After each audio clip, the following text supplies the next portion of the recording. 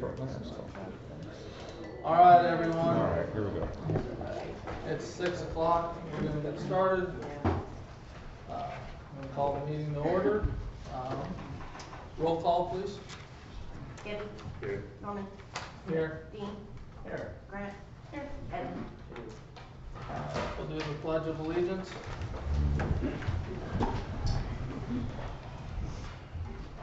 Pledge allegiance to the flag of the United States of America and to the republic for which it stands, one nation, under God, indivisible, with liberty and justice for all.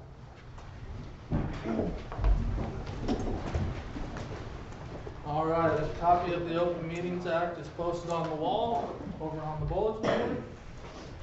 And it's available in pamphlet form at the website listed.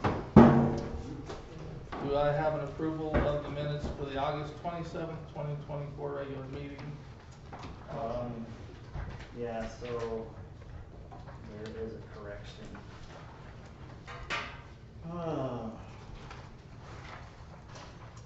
Is this right here? The 47-cent probation raise for Edward Black Sheep, that should be the 50 cents, and the obtaining the Class 4 water license should be the 47 cents.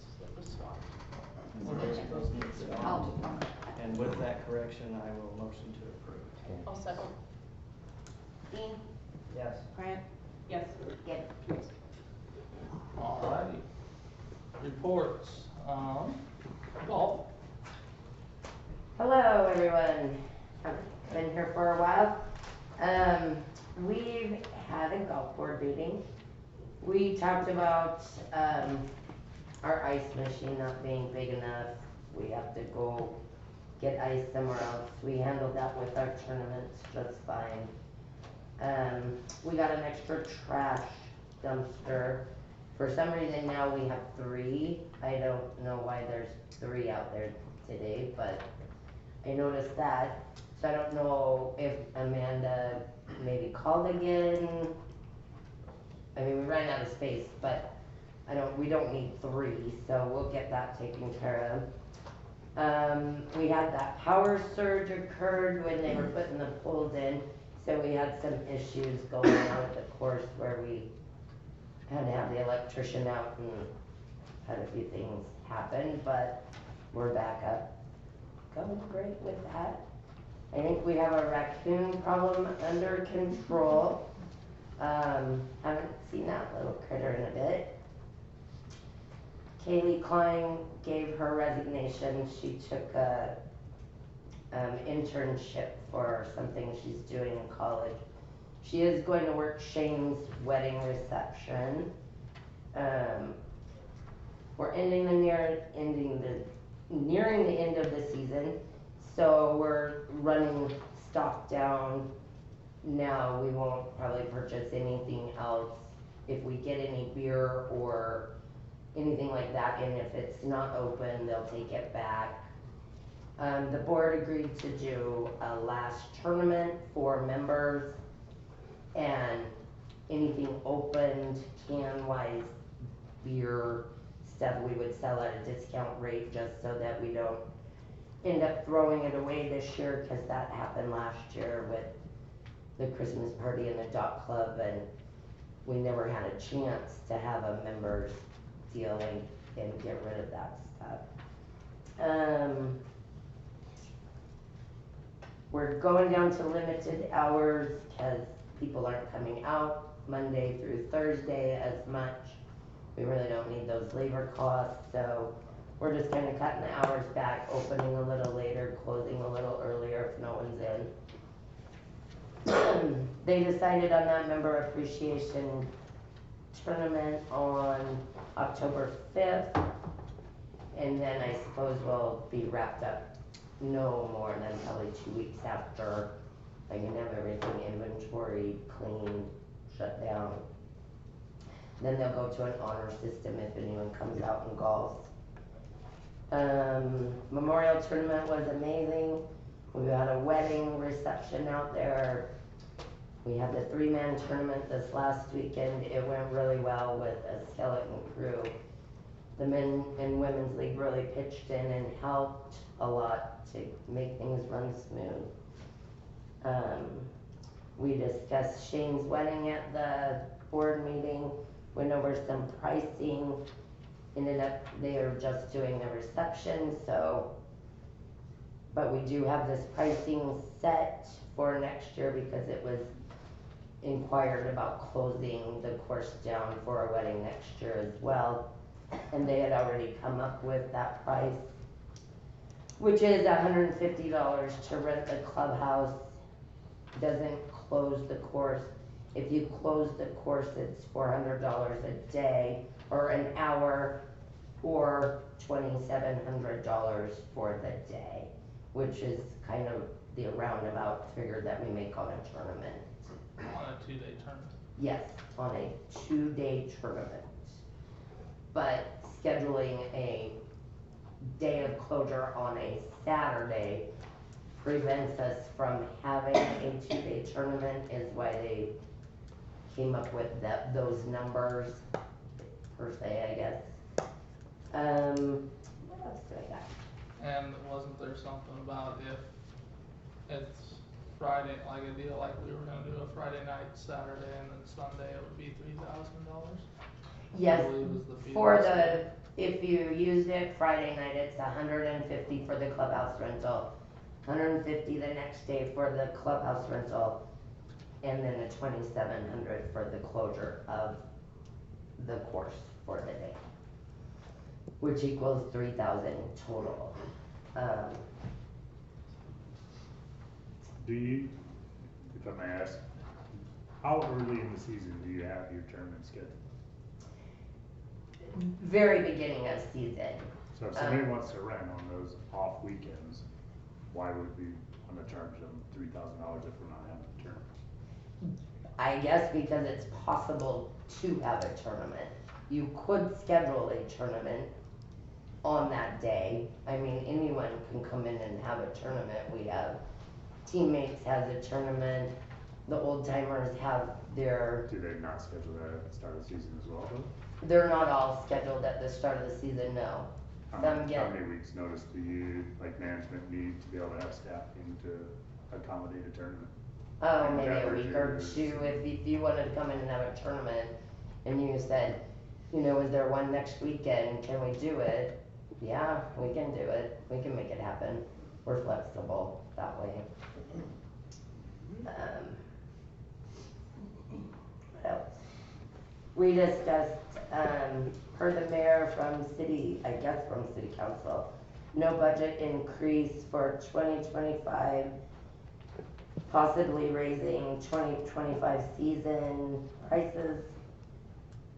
Again, the board was not pleased with any of that, with the effect that we're targeting the locals, not the tourists. The locals support us all season long. They come out golf, they drink, they do family events there, birthday parties, all sorts of stuff to support us. And we can't keep hammering them. I get charging a little more for tourism when they come through, and this will be ongoing, so that was kind of tabled for now. Our numbers have been great. We're still happening to make tea times on the weekends for even members to come on. Everybody's been really great about doing that. Amanda's getting her issues, I think, with the water and stuff that she had going pretty well under control for the end of season. They're gonna start plugging, I think, next week. And so that we'll let people go out and see if they wanna golf with that situation, cause there's little plugs all over that makes your ball not go where it's supposed to, I guess. I think that's probably close. When's the next meeting? The next board meeting is the 14th or 17th at 5:30. The 17th, Yep. so Yep. Okay, well, all that stuff needs to be put on the agenda. The golf board doesn't just extend the season. My understanding is the golf season ends October 1st. So, and there is that the members tournament needs city council approval. So, I will be there 17th at what time? 5:30? 5:30. Okay, Are you gonna be our new liaison then? I am. Awesome. That'd be great. I don't know, I don't think I'm very good at these reports, but. I think that was it. Yeah. Okay. Alright, Park? Discussed at the park, we have a couple trees right by the American Legion that we are considering safety issues for personnel and the Legion itself. We reached out to Tree Dock. They're supposed to be taking a look at the trees next week and giving us a quote just to bring the trees down, not to actually remove the wood. We just requested the trees down because of the power lines and the building. If they can bring them down safely, we'll figure out what we're gonna do with the wood and get that out of there. Another one, we're gonna look at the sprinkler systems here for the library property. Gonna get a price quote to see what it would take to repair the sprinkler system here for the library. Alright. I want to add on to that. I was at that meeting. I personally think that we need multiple quotes, free quotes. I gave a number of another tree cutter, and then somebody else had provided another number. Since they're free quotes, the more the merrier. Get everybody in the fight. See if we can get it. Should ask the Amish also. Huh? Should ask the Amish also, they've cut down a Whatever lot it of trees. takes, as in- long as they're insured. I would say as long as they're insured is the key. I reached out to Insurance Crawford, but I haven't heard and anything back yet. I left messages. Yeah. They just haven't. Okay, I just wanted. Well, I thought we already had talked to Dan about, we want professionals coming in taking trees down. Correct. We don't have the machinery, we don't have a lift to get up there and. Oh, take correct. them down Oh, I properly, support so- putting it out to bid and finding a Yeah. contractor for them. That was my intent. One thing I don't know is, do we have a saw big enough to cut down the trunk once it's dropped? But we got a tree sitting over. One of those two, probably not. What's Yeah, that? they're a little bit out of our league for what we have. Okay, so that's, Yep. I thought we discussed as well, getting removal. Yeah, they're gonna bring the or at tree least completely breaking it down down to and movable everything. sizes for our. It'll just be our responsibility to remove the wood. What was the second part of that? The sprinkler system. Yeah, the sprinkler system, Dan, you were gonna be involved in that as far as. I was, and I talked to Ashley early today. We're gonna start winterizing October 1st. When we came to deal with this property, I wanted to turn on the irrigation, troubleshoot it, see where we're at. Before an estimate, or, I would like to do that, because one, if we're gonna get estimates, then I truly know what needs to be done. We're not relying on somebody going, oh, the whole thing needs to be reconstructed, so. It does have underground leaks, Oh, I'm sure. I know that. A lot Yeah. of them. And I'm fine with that. and then I would just ask that you two communicate after whatever your findings are, Dan, and speak to the park board. Oh, yeah, Maybe I'll absolutely. talk to them. Yeah, I brought this up to the library board as well, just so that everybody's Yeah, surprised. I think everybody wants to Just- help each other on it. It's a pretty, Just having it assessed would. our make a librarian doesn't need to be difference. going out and changing the sprinkler every half hour. She's got better things to do with our kids. So, Alright, anything else? boys. Yeah, I do have a redirect. I'll take care of it next week. Oh, never mind. Alright, Swan, Meeting's next week, Thursday, at 7, okay, City Hall in Shatter, if anybody wants to go to that. You're all welcome. library, Yes.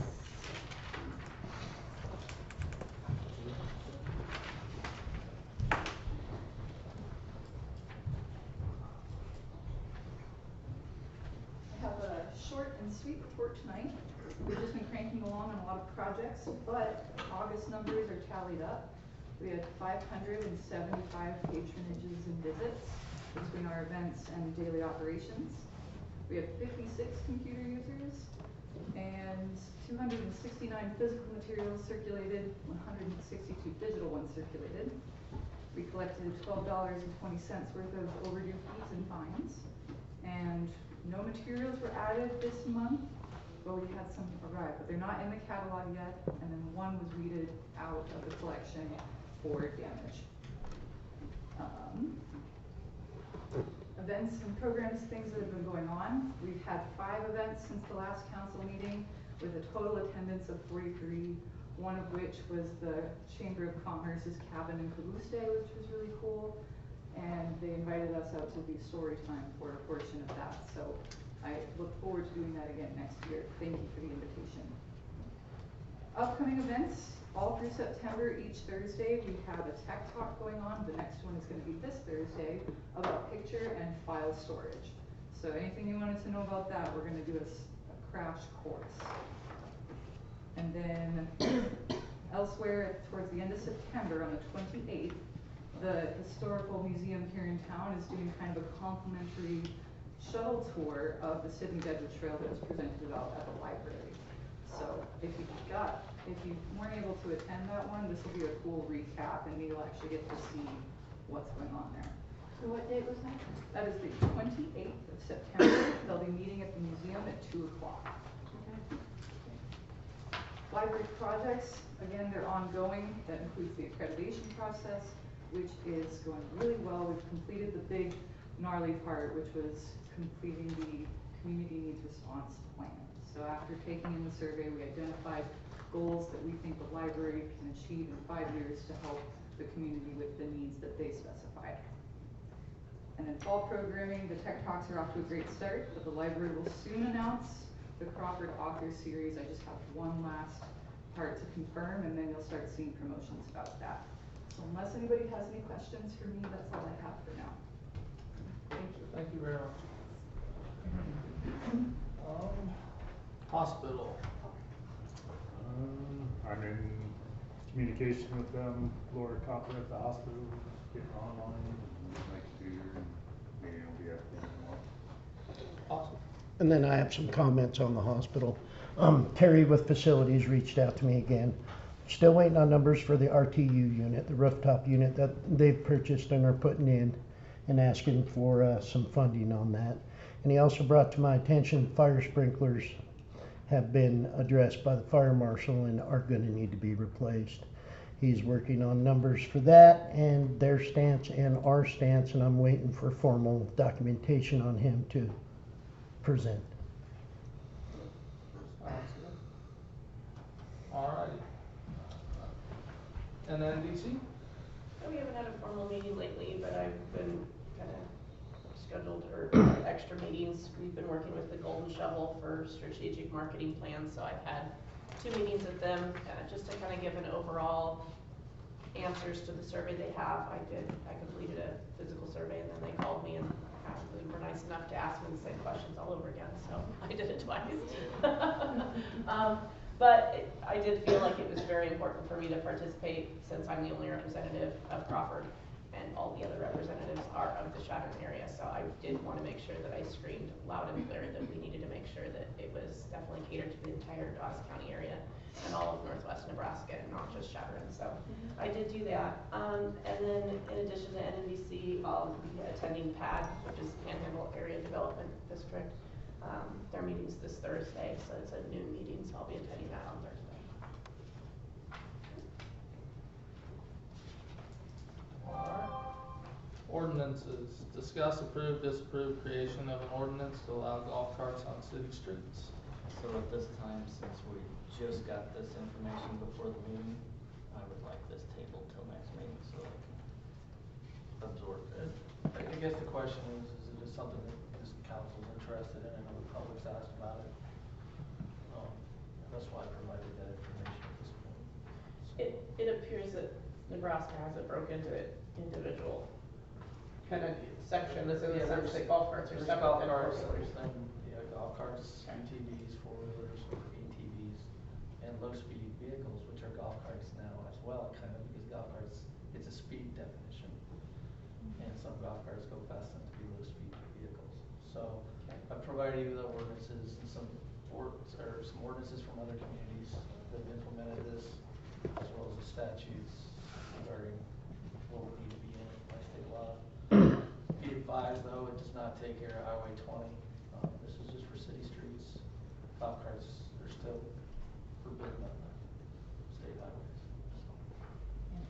I agree, I guess I'd like to table, to do more research so we could come back and have a different opinion. We will table number 6. No action. Alright, unfinished business. Discuss, approve, disapprove bid solicitation for stormwater curb inlet repairs at First and Elm Street and Third and Elm Street.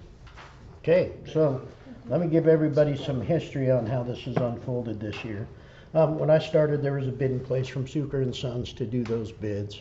Was asked to put that on hold. I tried forcing it through city council. It was not approved at that point due to the administration in place and clerk's report. After that denial, I reached out to Suker's to see exactly what their intent was and the material that they were going to use for those storm drains. Jay couldn't provide a grate that he was going to use. I wanted to know what his intent was and how that was going to look when he was done. Couldn't provide that to me, so I spent some time specking out storm drains that we could use and then put that back out to Jay. I also sent it to Danielson Construction, trying to keep the work local. It's been a month and a half dealing with Danielson and Suker trying to get this rebid, and I've yet to receive numbers. And they have storm drain inlets and everything. So over the last week and a half, I've started reaching out to outside contractors in Shad Run, Scotts Bluff. Have a meeting on Tuesday with one of the only ones even willing to come to Crawford. And I'm going to meet with him on Tuesday, but it isn't something that got put aside. It's kind of been trying to push it through all year. Definitely want to get it resolved before snow flies, so doing everything we can at this point with where we're at.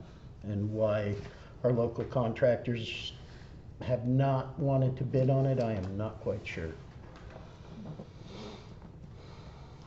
Thank you for that, Dan.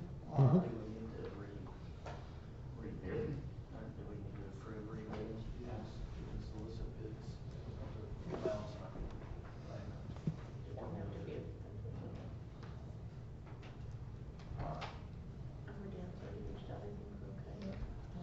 Don't think any action needs taken.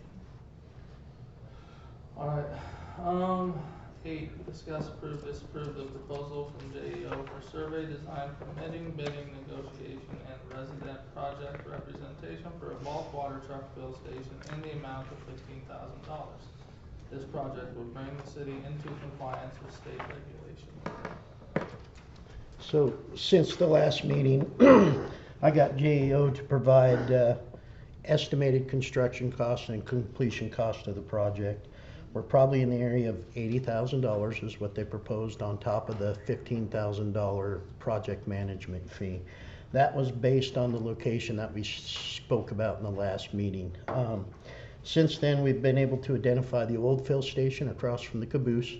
It still has an active water line that's to it. We found the meter, but we haven't been able to find the shutoff valve, so we still got to work to do there. Worst case scenario, we can install a new valve, run a new line down in-house, which is probably going to save $25,000 worth of the work of not having to bring that line across the street to the other location. So that's where we're at. Any leftover funds from the gallery project has been approved to send over here. We don't know what that number is going to be. I can't say there's going to be 20,000, 5,000. We can't pin a number on that. So in the sakes of moving forward, it's a financial decision, but it's something that we have to get in place. I've looked at lots of options of us constructing something ourselves to try to save money, but then we lose control of freezability in the winter, on and off control, after hours control, stuff like this. And it is a violation that we're in, providing bulk water without that proper air gap. So either way, we need to find a solution to the problem. And right now, this is the best solution I can come up with. Yes, sir. There is a fill station up at the water gallery, correct? Water semis. There's a hydrant there right now, which is really not officially legal, and it has to be Well- tended to. When they put that water plant in, that was specifically put there because, so that nobody wouldn't have to purchase treated water versus straight from the well, and that's what that fill station is for Correct. out there. And the problem we have with that, I believe it was last year, and Dennis, if you want to speak up, you can. But we purchased a backflow because we were in violation. We got popped with that last year. Backflow preventer, so no flow could go back into the water, even though it's raw water. So that raw water inevitably gets sent into the plant. That line is tapped into the line that feeds the plant. The problem we have is that hydrant is only fed with 8 to 10 pounds of pressure. Because the only pressure at that hydrant is the elevation in our well water tank above it. Backflow preventer or an RP device like we purchased cannot function at that low pressure. So it doesn't do its job and we can't protect it. So therefore we're in violation again this year. Seems like a lot of money so we can sell cheap water. Well, it's either that or we have to stop, we have to The stop. state giving basically water. says we either have to stop selling bulk water, or we have to do something to protect ourselves in case of. We should stop selling water then, I guess, get treated water. Oh, You absolutely. can pump out of the river. They could. That's a lot of money, that's just my opinion, that's a lot of money Oh. to sell treated water. I agree. I agree. What's our, do we If know we are numbers? gonna sell treated water, this is the route that we're inevitably gonna have to take. So it's a decision of the city. Do we know numbers as far as revenue on what we make? No, no. You Pretty minimal, pretty minimal. Huh? You don't make a lot on your whole water. No. And the problem Okay. is you have no, it's I an don't know honor what, system. I'm not being rude anyway, I don't know what not a lot is, No. is it 5,000? From, Is it from, 10,000? from what I've Oh, seen, that's- we would I probably used need to- 20 years of bulk water sales to recover this cost. So I used Just to from what fill I've it seen. out, and the thing is that you were on the honor system is the first thing. So there was always the question of whether people were really putting their name down on the list or not. Your big buyers were like the railroad, when they would come in and do work, then you would probably get a couple hundred, sometimes thousands, depending on what kind of work they were doing out here.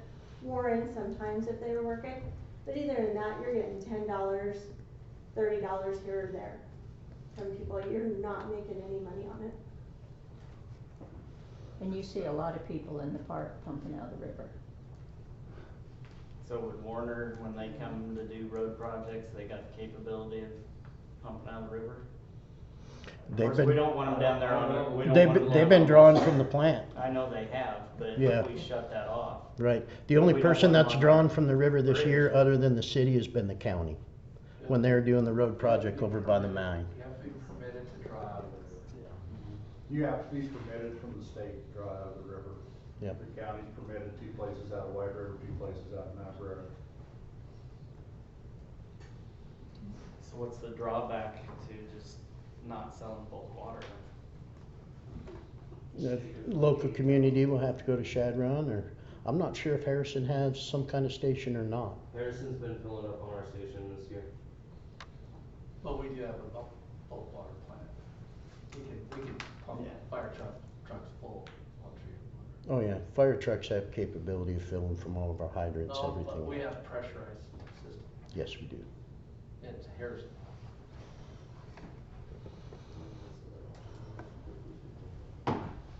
Well, the best option is to just shut Shut that it off. off, shut it down.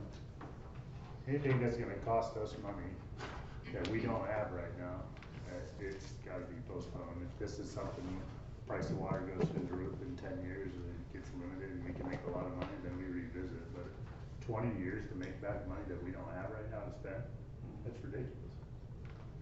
I mean, these are the things, and I may be talking just out of frustration, but these are the things this community has got to stop doing. If we cannot make money on it right now, or it's not an absolute must, we have to stop spending till we find out how much money we got, because I'm still trying to figure that out. What do we do when the fire department wants to fill their? I was just told that we have a system where they can fill from hydrants or. No, pressure. you guys asked about Harrison, I said Harrison has. a system. They can, the fire department can fill anywhere in town for the most part, and our hydrants, but they prefer to up there because it's easy access, easy turnaround. It all depends if it's a wildfire truck or not. If it's a pumper truck, they can easily go off hydrants, but the wildland trucks fill off a fill station. Well, The question is, what do we tell the fire department? Okay, well, And the fire department can stop it if they have to. I guess my next question is, do I shut that valve tomorrow and tell everybody that we're done? Shane just said that the fire department can get water from the river. Well, I'm not even talking about the fire department. Well, that was the point that was just brought up. that We're trying to asking ask the for- questions so that we can learn more about the situation. No one's jumping to conclusions here. So we just, it's fair that we ask the questions, because in order for us to make the correct decision, we need to understand it fully. I get you. We are currently in violation of state statutes, though, and that's what Right. we're trying to prevent. Right, but if we need to consider shutting it down, we need to consider and ask the questions of how else that affects us too, so. So, right now, who all's filling? Is there many Anybody people? can fill right now. But is anybody really Warner's using been it right filling now? probably 3 tons a day. Who has? Warner. Warner. And they'll be done the end of Past September. like 3 months. Or the end of October. I will say, I wonder. I think they'll be, I think they'll be done the end of this month. That's just a suggestion, because you got Warner coming in filling. They're supposed to be done the end of September. Do we have record of what they've? Yeah, used and we do. What they've Yeah. charged so far with this project? Yep. It's an accumulative, they want an accumulative bill when they're done with the season. Understand. They But do usually we know fill what they've about- used so far for this project? They've used, about 146,000 gallons. They usually And what fill would that about charge? 4,000 on a truck, and they usually fill about 4 times a day, 4 or 5 times a day. Sure. And do we know approximately what that charge would be as of now, as an estimation? You did that times your 5, Yeah, no, it's 550. it's 550. You said 140? About 146,000.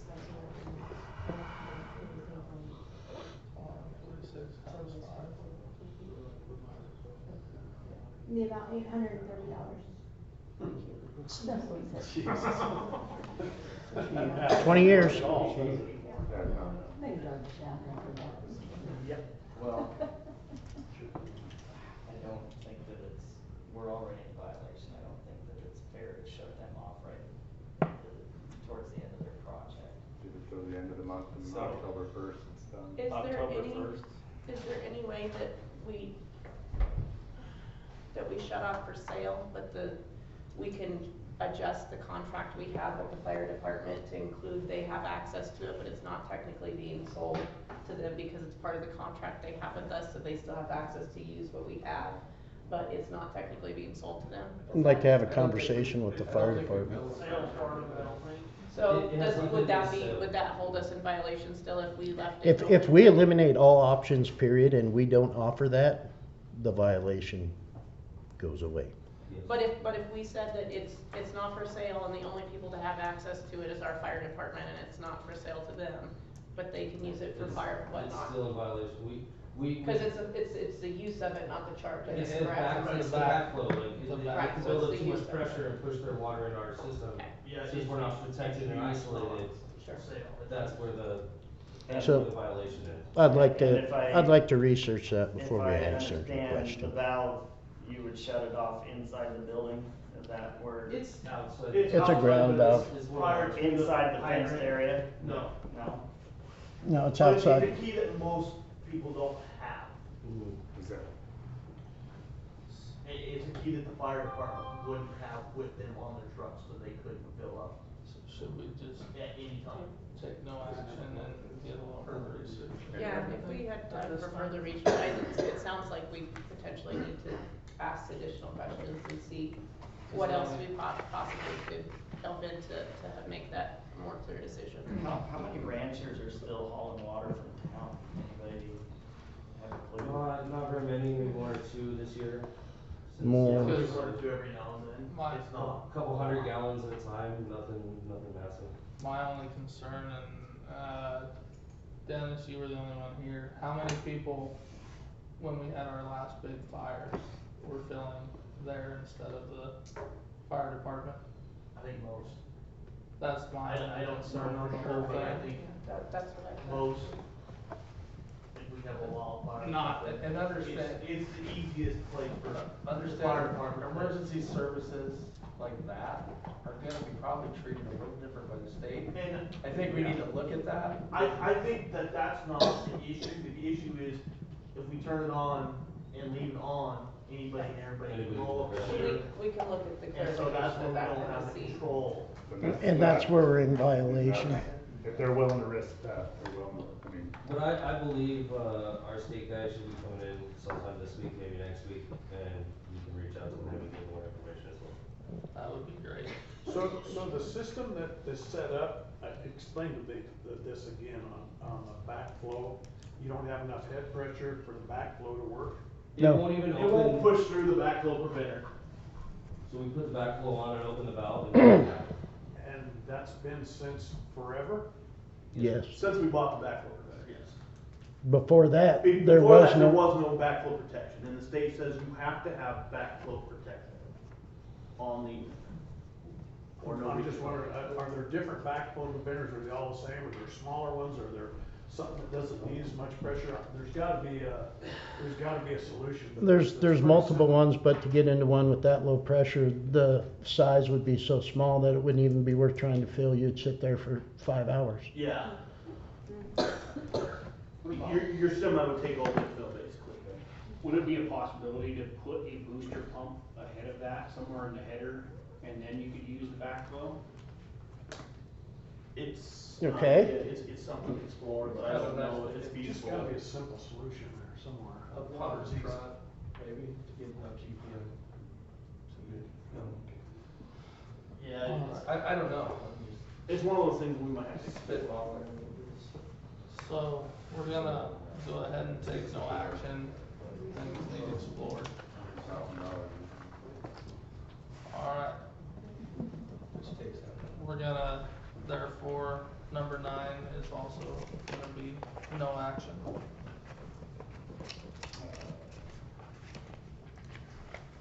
Alright, moving on to number 10, Mayor Norman will be making a statement regarding protocol on council meetings.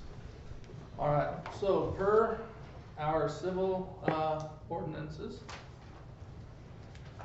in section 1-311, it states, every person present previous to speaking shall rise from his or her seat and address herself to the presiding officer, and while speaking shall confine herself to the question. From now on, this is how we are gonna handle meetings. You wanna speak, you raise your hand, wait to be called on, and we go from there. The jumping in, the multiple discussions, that needs to end. It is a meeting, we're gonna conduct it as such. Okay?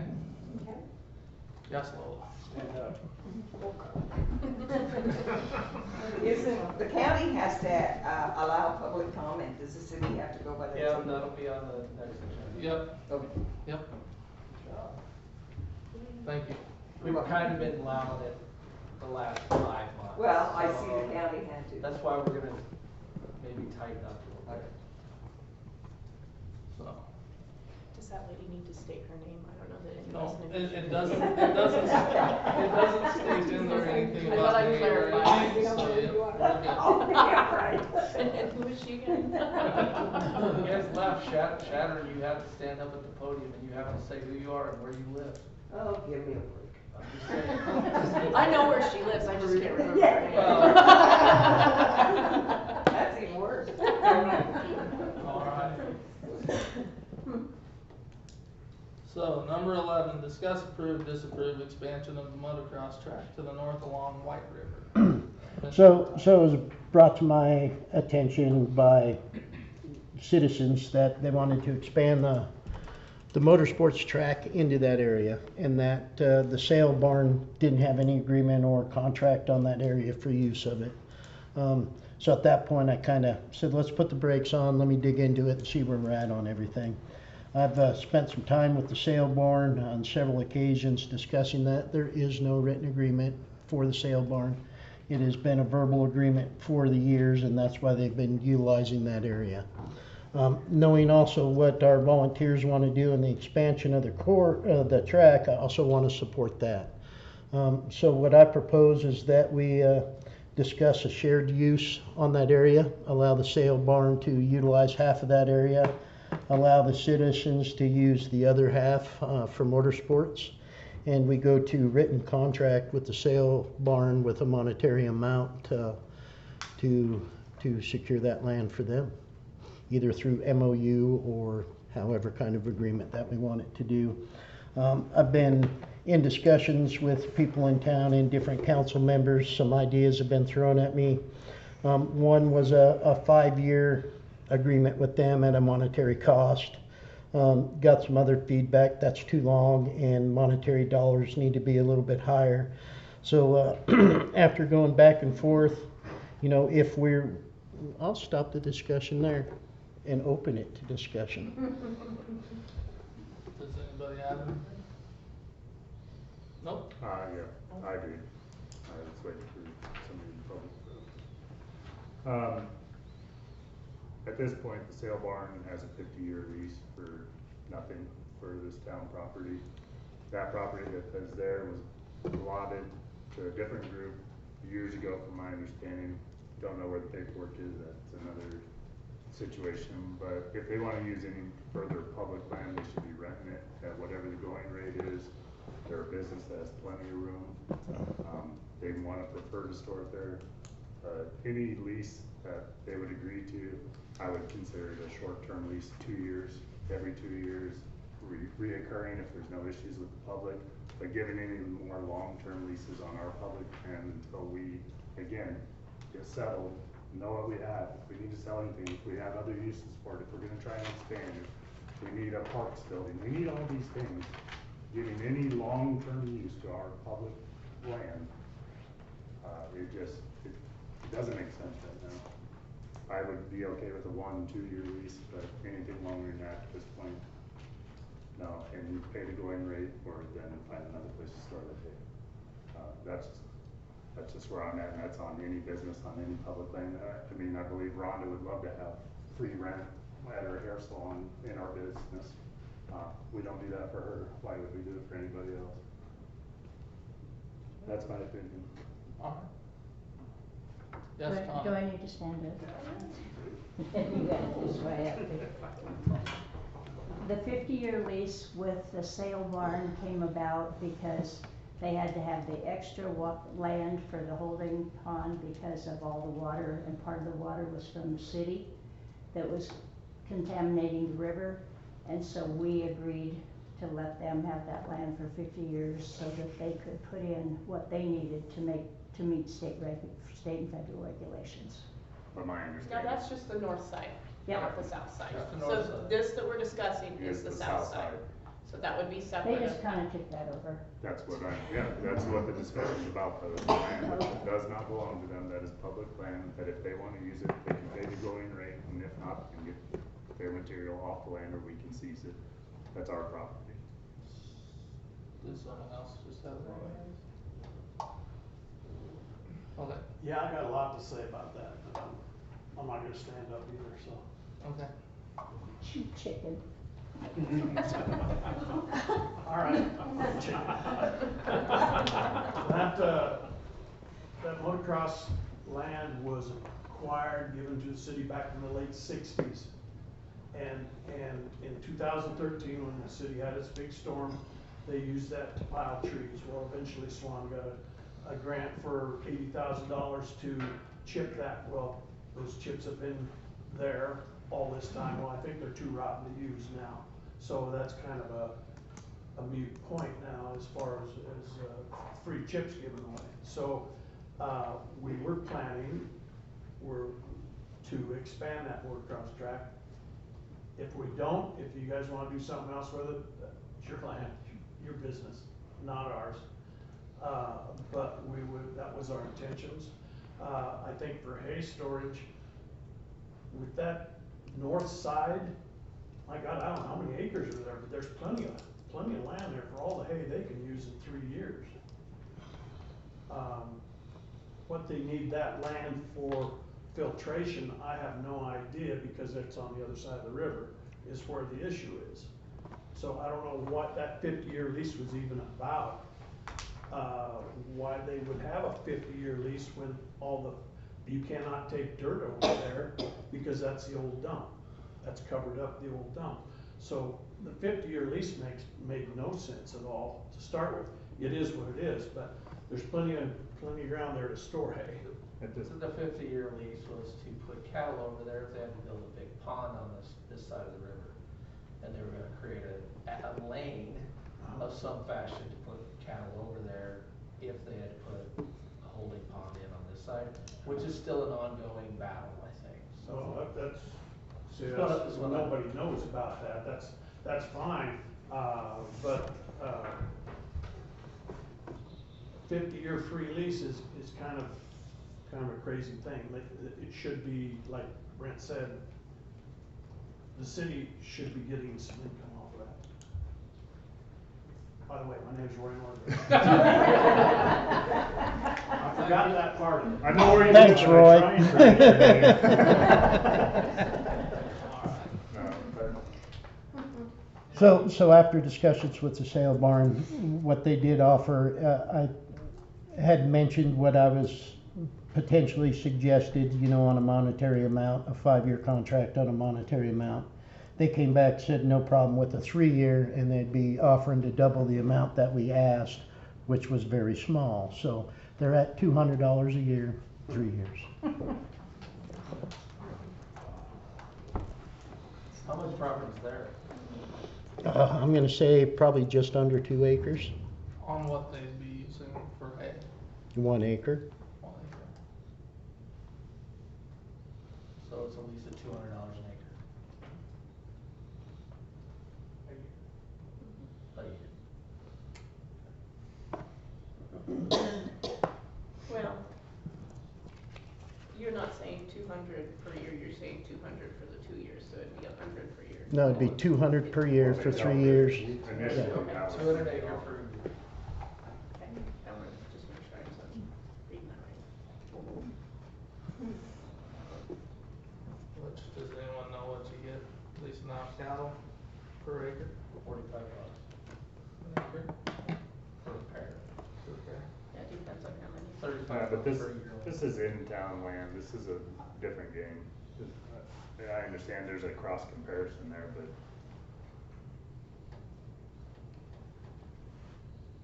It's in the flood zone, it's not really usable for things other than motocross and hay storage, and if it floods, you're gonna lose all your hay and you'll have to rebuild a motocross track.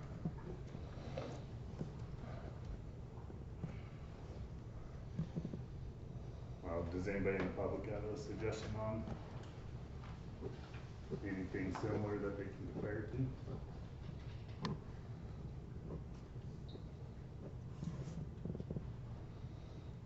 And we get more than that for one camper stall.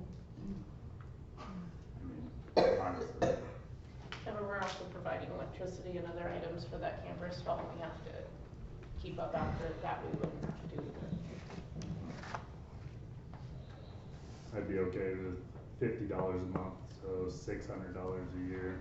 That money, what would we be allotting it to general fund? Would it be for services to the motocross since it's their land?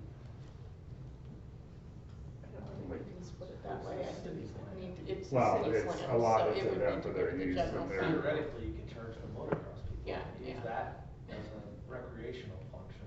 Well, if it was allotted for their use, I keep saying if that's the case.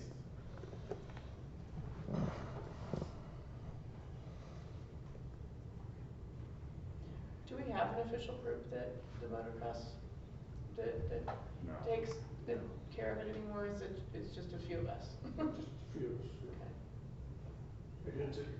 This It looks to me like if there's room enough, if there's room enough to store hay where they can store hay, they still have hay next to the river there, next.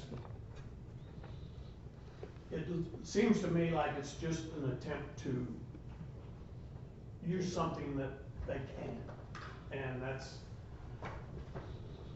it makes no sense. That they don't necessarily. That they don't necessarily need, but it's only my opinion. Irene?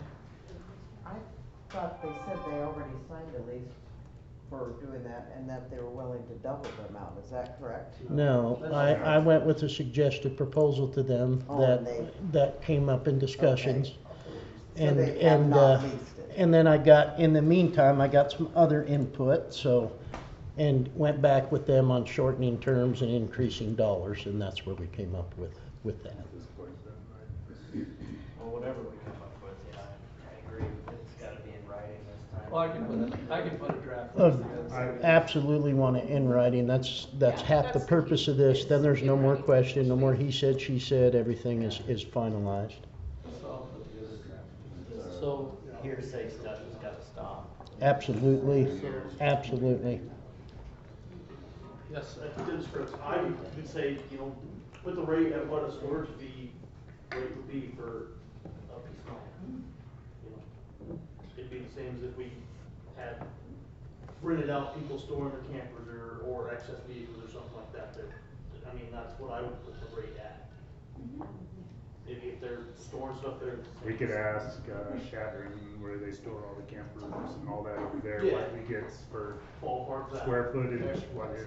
Fairboard does that, they lease out their buildings for a winter. Even then you're talking Yeah, about but I building, mean, and we're not providing a building here.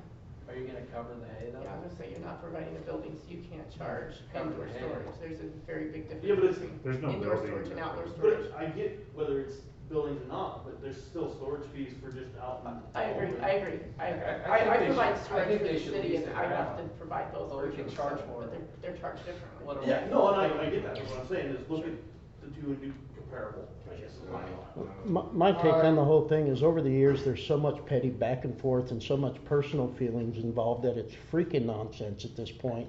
And from an operational standpoint of view and trying to move this city forward, things like this need to be agreed on, period. Whether we disagree or we agree. So, you know, all the little petty back and forth creates so many issues in town. You all need to realize that. And that's one of the reasons this town is in the position it's in. So if we can't all be grown up and put our personal feelings aside and make some decisions to better this town, there will be no betterment. And that's all I've got to say. So, On that, I'll draft a lease, and I'll get it over to you guys. Well, I don't- I'll leave the amount blank, okay? You guys can agree to an amount? We haven't agreed to a lease. We haven't agreed to leasing the property. So before we pay you to draft a lease, we have to agree that we even want a lease. I think we need to table this at least. I'm okay with the expansion of the motocross track, but as far as leasing that property, I think we need to look at what the going rate may be. Are we willing to even accept that? But So- before we pay to have a lease drawn up. So just getting involved with the city, I understand your point and I respect it and I look forward to working with you on it. But you need to understand the history in this town and how much bad blood there is and how that's much why I'm work has looking been at it put from a forward new into trying to create perspective some of relationships. There's value in that land, and to give them any sort of lease on it, if it's not a going rate, then it's not worth it. So give it to motorsports and get zero? I don't care if we leave it sitting empty at this point, if it's a abuse of the land or use of the land, and we don't get compensation for that, then it's non-negotiable. All right. Well, it's up to letting it sit, get nothing, or get a Again, little. I give the comparison, the hairdresser would pay more than that for 1 month rent for her business when they can use it in the whole year. Yeah, but a business built. Shane, would you So, like it to at go to a this vote time- and we proceed to lease? at this time, I would like to either take no action, or if somebody wants to. I'll make a A motion motion. to move forward with drafting a lease, please. Grant, Yes. Dean, Yes. Gabby. No. How much is it gonna cost to draft a lease? Probably more than we make in the fees that we'll collect in the year. It won't cost you much. Alright, moving on. Number 12, discuss approve, disapprove resignation of Dawson Moody from the golf board. Make a motion to approve resignation of Dawson Moody. I'll second. Dean, Yes. Grant, Yes. Gabby. 13, discuss approve, disapprove revision of ordinance number 605, which outlines utility deposit policy per Connie Shell agenda request. Connie? I have to admit, the whole time I was in office, this never came up. If it did with Jenny, I don't know about it. But the way it's written right now, we are punishing people who have stayed here for years and want to move to a new house. And I'm gonna use my daughter as an example, because that's why this came up. Sunday's paid a water bill here for 24 years. She paid a deposit. I know you couldn't find it, but you've gotta go clear back to the paper trail from Marlene Muller. Because when I paid mine and Marlene paid hers, it was all done on paper. There were no computer work or any of that then. Like I said, Sunday's lived here for 24 years and paid a water bill. She had to move, so she moved. She was going to go to Shadron, because that's where she works, and it would have been better for her, but she likes Crawford. So she chose to stay here. And now she's getting charged $250 water deposit because she moved to a different house. And I don't think it's right. And they said, which I didn't realize either, the water, your account stays with the house. I think it should stay with the person. Because a lot of times you have to move, and you should be able to keep your same account, and that way everything's always, you have the record. But that's just my gripe. I think we're punishing people who live here for a long time and decide to stay. Is the part of this where it didn't apply to her, that she just was renting the house? If she would have owned the house and sold that house and moved to a different house, would that still apply the same way? Yes, because you get, every time you move to a new house in Crawford, you get a new account bill, and every time you get a new account, you pay a water deposit. Is that? Yeah. Yes. I'm Jennifer Dean. So what the ordinance says right now is that your account is what is established to the address. So like, say your account is 100, 100, you move out, Chris moves in, his is gonna be 100, 101. He moves out, Shane moves in, 100, 100, 102. So it's a way to keep track of it.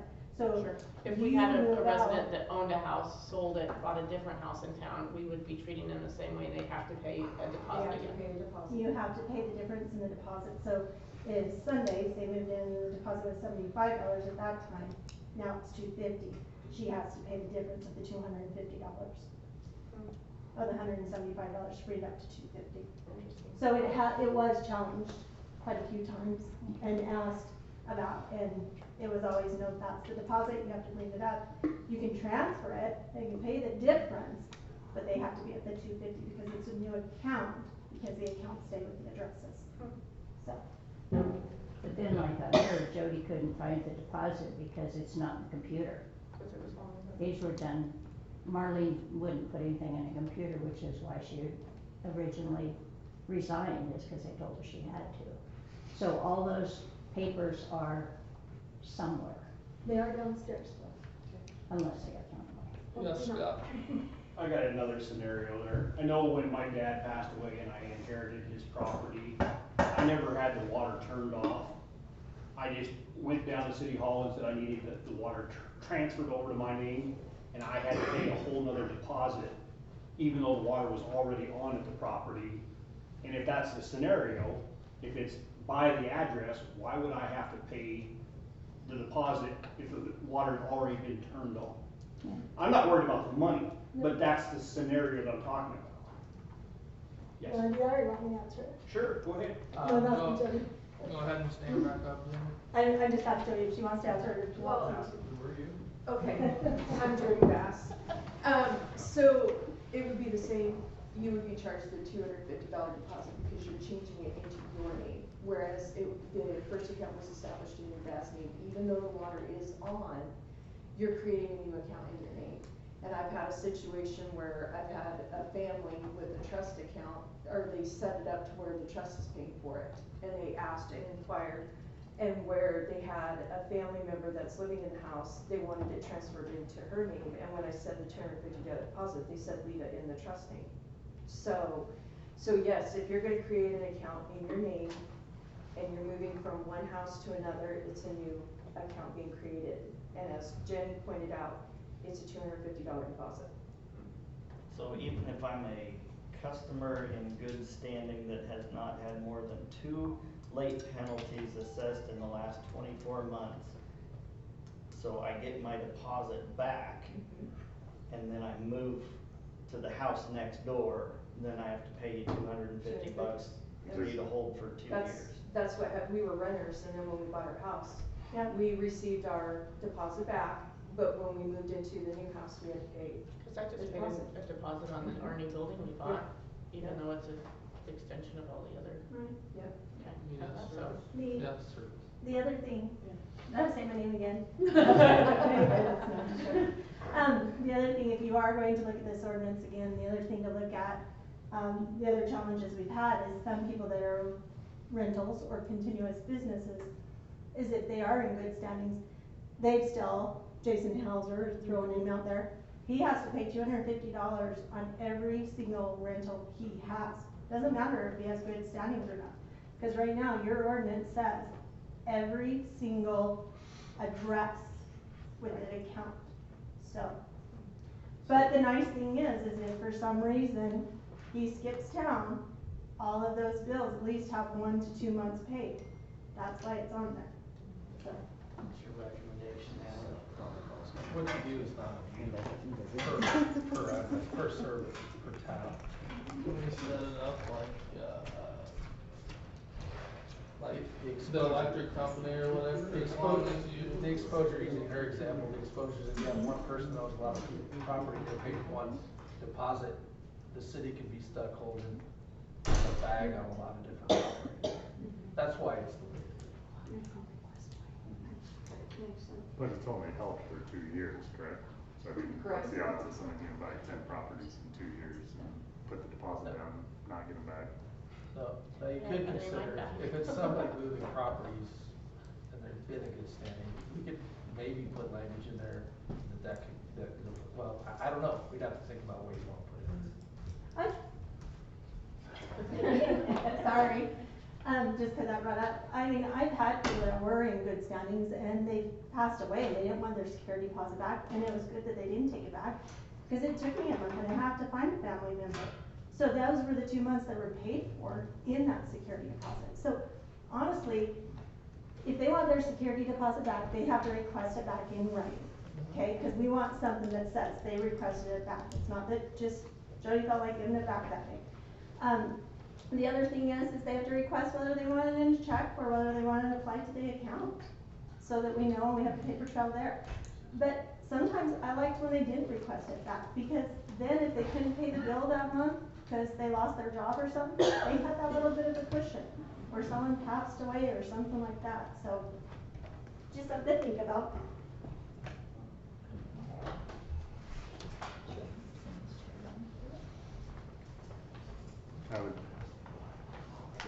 I understand the safety net, but it's not our job to be that safety net, I guess.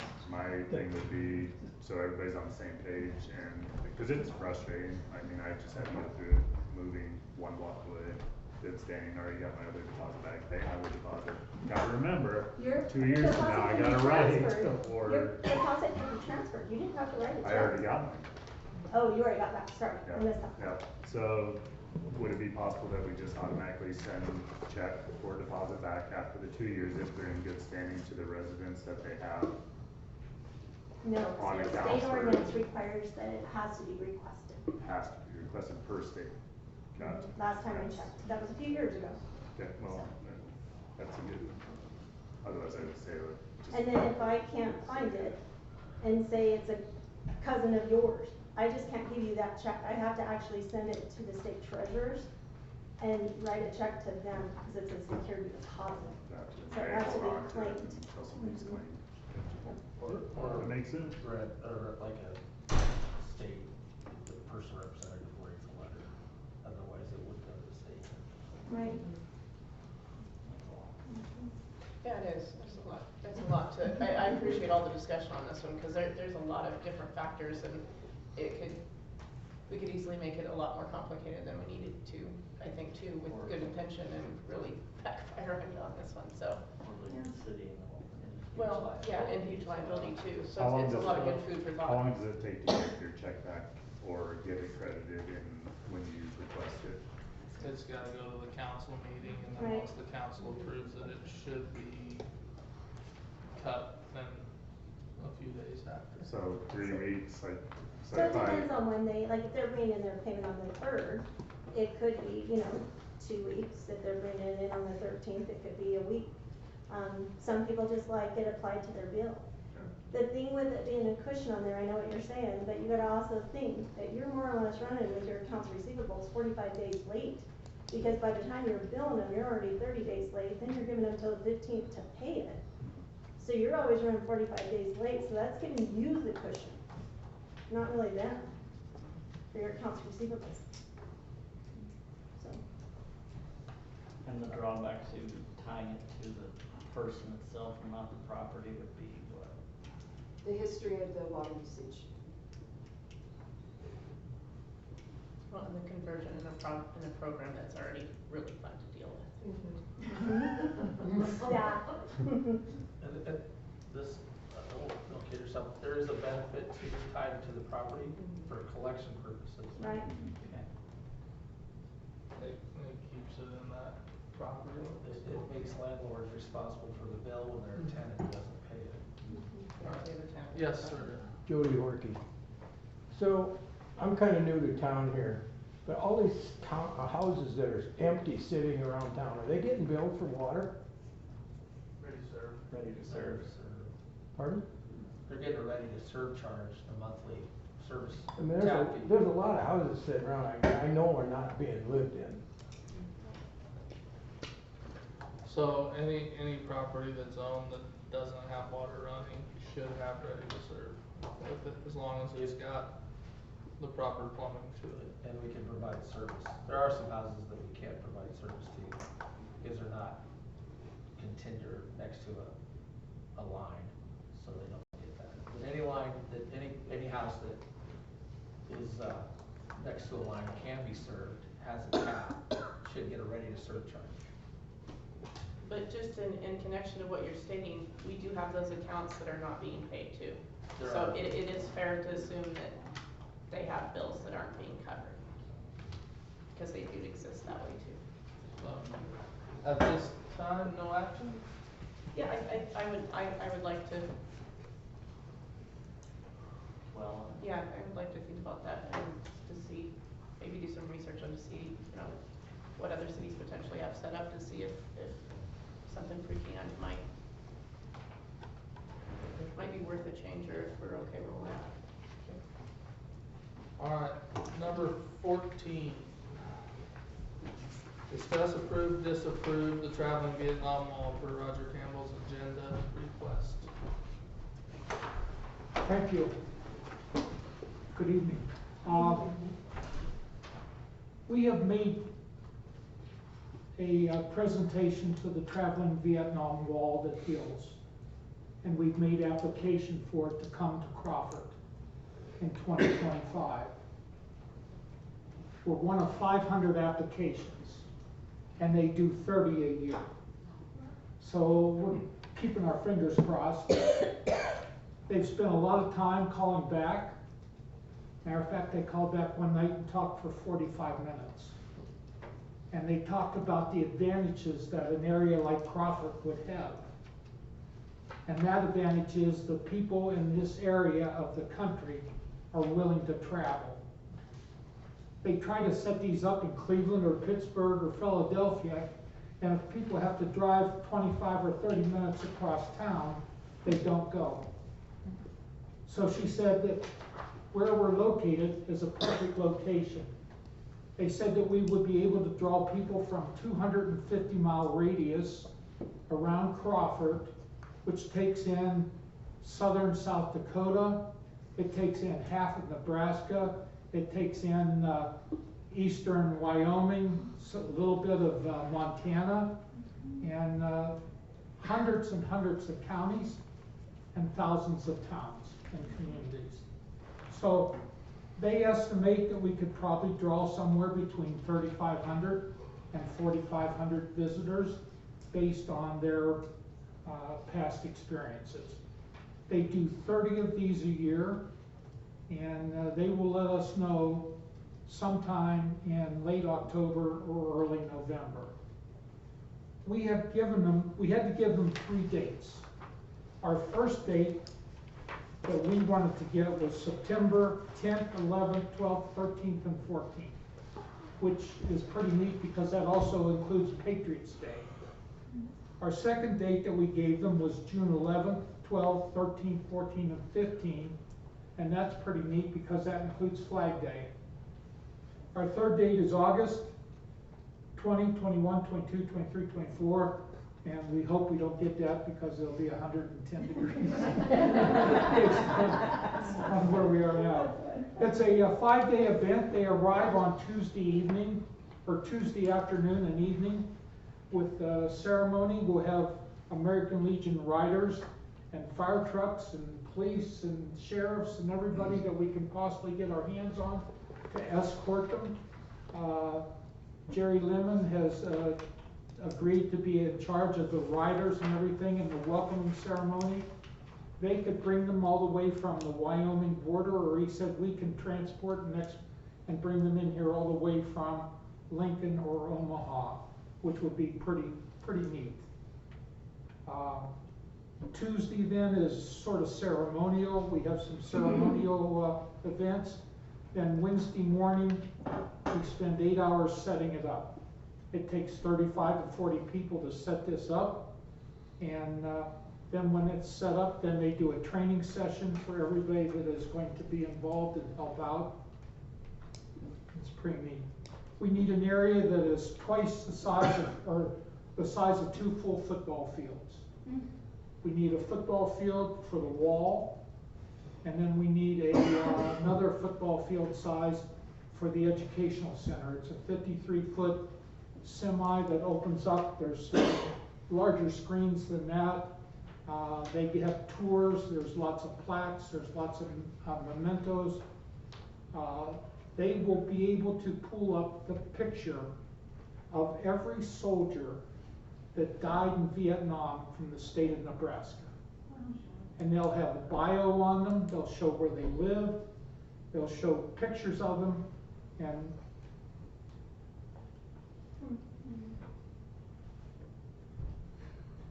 there were 400 Nebraskans that died. Of the 58,223, there were people right down the road here in Marsland, in Gordon, in Chadron, Alliance. So it's pretty neat that they can show that. We have a committee set up. County Sheriff's Office has already been alerted. Waiting for a couple of people that I've talked to about becoming treasurer, because we're going to do a lot of fundraising. We have to raise $12,000 to get the wall, and then they suggest we raise $5,000 more for water for the guides, snacks for the guides. We're going to have to get vests, but we think that we can get vests for free. By a lot of companies have them already, and if we ask to use them for a week or so, we can get a lot of this stuff for free. We hope to be able to involve the Job Corps, Chadron State College, and Chadron has a new ROTC program now that's up and running, and we hope to be able to get them. Funding for this, we're going to use grants from Dawes County Tourism, Sioux County Foundation, Coffee Family Foundation, all the American Legion posts throughout the state of Nebraska, VFW posts throughout the state of Nebraska, personal giving and business gifting, along with donations of time and talent and things like that.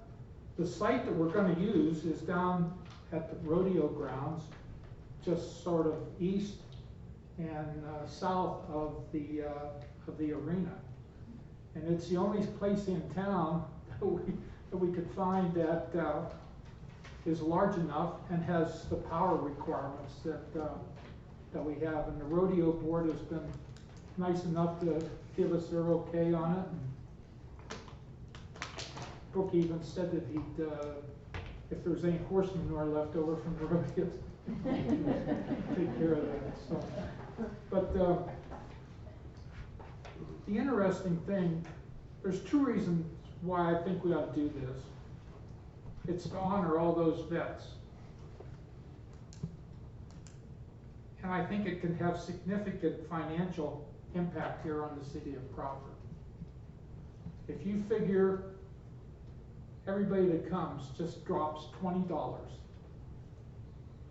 $20 on gas, on food, on snacks, that's $70,000 that could be put right here in our community. If they spend $25, that jumps all the way up to $87,500. Now, whether they'll do that or not, it could be more. Ashley is going to be in charge of getting all the school groups, because we want to get the school groups, the elementary schools, to come in and bring groups in, and get college kids to come over. There's so many people that don't know anything about the history of Vietnam.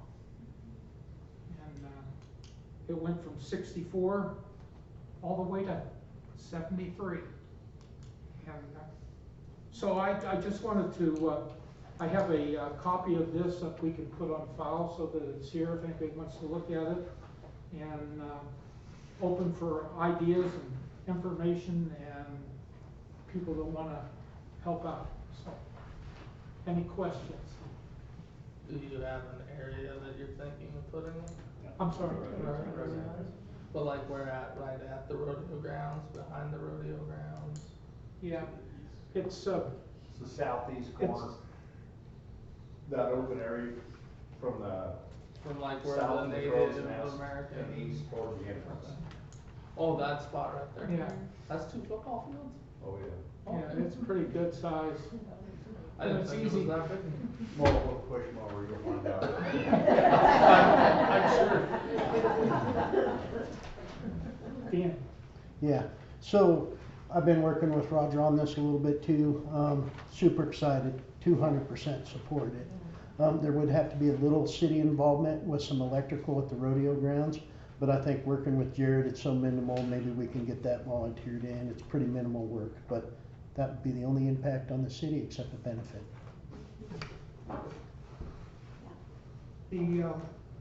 They don't allow us to charge admission. There will be no admission charge. It has to be open 24/7 because some of the most significant visits they have are people that come in the evening when there's fewer crowds, and they can relax and see that. We'll provide paper for people and pencils so that they can etch over and scratch off the names and things like that. And so it could be a really neat event. Ashley has a YouTube video that if I have time, we'd like to show it. It's just very short. It's like 2.5 minutes, if that's okay.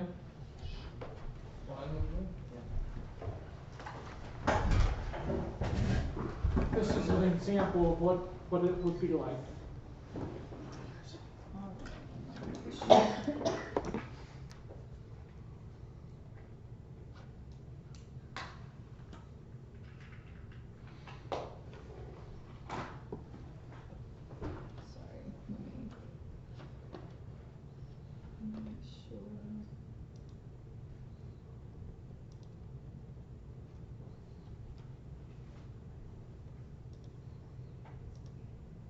They didn't put any gas in those motorcycles, did they?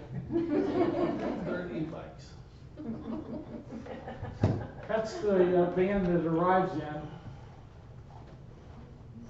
It's too big to go across the bridge that going into the park, so we're gonna have to go around by the sale barn and come in that way. Sorry, it was meant to come out of a TV. Have that same kind of They, healing we experience. set up a metal to frame and come stake it out, and then they show carry all their those respect plaques in there. to remember those It's an 58,000, exact whose names mock-up are on of the the red wall, wall that as you would well see in as Washington the DC two with all point the seven exact million same Vietnam names. veterans who served, who returned home. It's a chance to look back and pay their respects to those who answered the call of service to their country, especially those who made the ultimate sacrifice.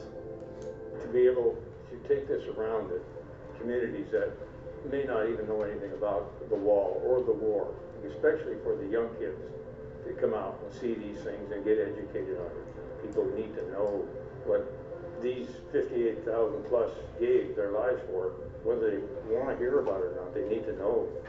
The experience at the Wall that Heals is as you go from one end in toward the center, the wall actually rises up above you so that it's taller than you are, which is one of the key design aspects of the wall in Washington. As you go down one of the walkways, the wall actually rises above you. And I think that has a psychological impact where you actually understand that there is something important here. It is so large that it creates an emotion of power, and you understand you're supposed to stop, you're supposed to think about it. And in this case, you can read the names, you can see your reflection in the wall, and you have to remember why those names are inscribed. These are people who sacrificed their lives for our country. I get this feeling in my stomach, the pride that you see. When we went into St. Demas, the kids were all along the streets with their American flags. That always chokes me up because I know what it is to serve this country. And we as Americans sometimes don't understand the cost of war. Hate the war all you want, but don't hate the war either. I met a couple of guys here this morning, and one guy, I walked up to him and he started crying already. Man, that makes me feel good. Not that he's crying, but that he's here to have bonding with someone and being able to find his buddy on the wall. It means so much.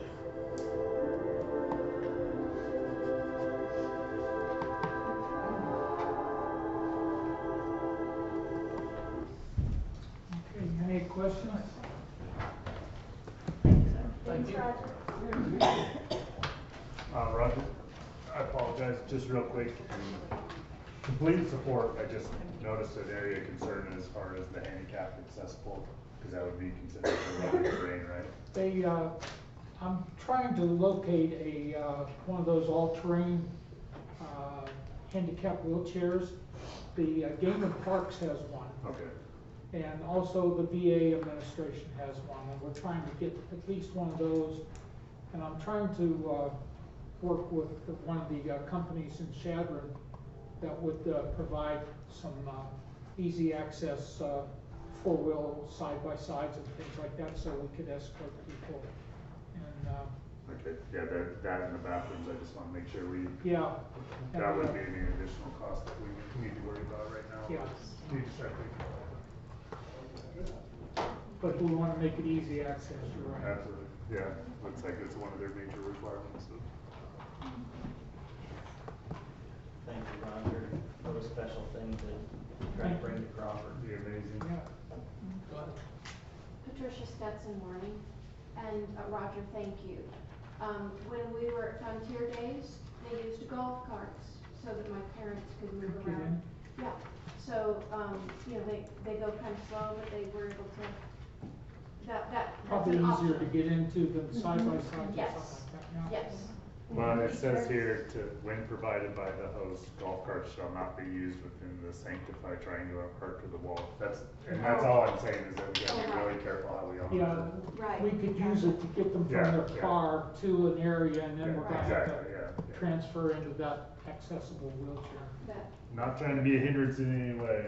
I want that. I just want, They, If there's anything they that we allow can us do to to have celebrations, but not long ones. The celebrations can be short and, have to be very specific. exactly, They want it to be sort of a peaceful, quiet place. yeah. Thank you.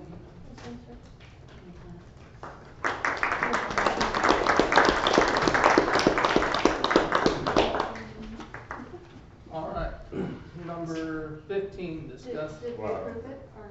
Yeah. Oh, So we were just allowing him to have a presentation, Yeah. wasn't it, what it was supposed to be? So, we don't qualify for the event yet, I don't know if we have to worry about that quite yet, but once we find out, hearing back from the facility, we'd be more than happy to help put that through the meeting and make it official, so. Thank you. Alright, discuss, approve, disapprove rodeo grounds, grandstands. That would be something that I brought to the table, just it's been an area of concern. I know the rodeo board has had concerns about it in the past, we won't go into the history of that, but as far as the condition of it currently, it's definitely an area of concern. I took a tape measure and I was measuring 8-10 feet underneath the lower deck, and then 10 rows up, there's a 3-foot drop, and you can shove your tape measure all the way down. It's completely hollow under there. After I spoke to our rep at JEO, they agreed that if they're in the area, or we requested them in the area, kind of how they did with the pool, they'd come take pictures and some measurements, and give us a general idea of what it may cost to either, if they're salvageable, what that would cost if they'd be able to do the work at no cost to us, just to give that initial report, kind of what they did on the pool. Dan, as far as I know, after discussing that with him, was kind of in agreement that'd be a good idea. The rodeo board felt the same way as far as the discussion I had with them. If I'm missing anything, No, ask I'm either in one of you to agreement. speak up, but, so just at this point, asking that if we get approval to go ahead and contact JEO again and let them know it's a go, that we at least want them when they're in the area, or, to get them up here to give a free idea of what this may cost, or if it's salvageable, if it's structurally sound, if we can continue to put bodies on it, and go from there. So I went and looked at it.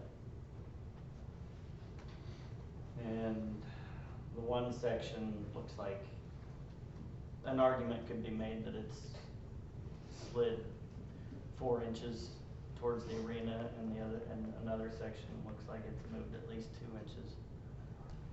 I saw the holes you were talking about. Not saying that this doesn't need to be looked at. Just devil's advocate, you get an engineer in here says it's unsafe, then the grandstands are done, and then what's the rodeo gonna do? I mean, that is a possibility. They could say it's condemned, and our attorney's gonna say, shut it down. So then what do we do? Well, that's what we talked a little last night, different options the construction company might have, even this new foam. Yeah. I mean, they're leveling skyscrapers and cities with them. Mud jacking. And mud jacking, yeah. Yeah. But I think But the foam is kind of taking away, Mud mud jacking jacking's kind of an creates old pressure thing. with the wet dirt. Right. That pushes further. Yeah. And the foam doesn't create a pressure, it just fills the space. Sure. Levels. It would be interesting to know if the cement itself is still, if the engineer feels if it's still stable enough that all you'd have to do is restructure underneath, or if the structure itself has. We had it looked at, I don't remember, years ago, and it's rebar laced about every 2 inches. But you said that when Myron was alive, right? So that's probably 20 years ago? Yeah, but I haven't taken the rebar out. No, I'm not arguing that, I'm just being, over the years, obviously, stuff has moved. Well, they were built in 1947. So Maybe we we get got our prices money's from worth that. out of it. Yeah.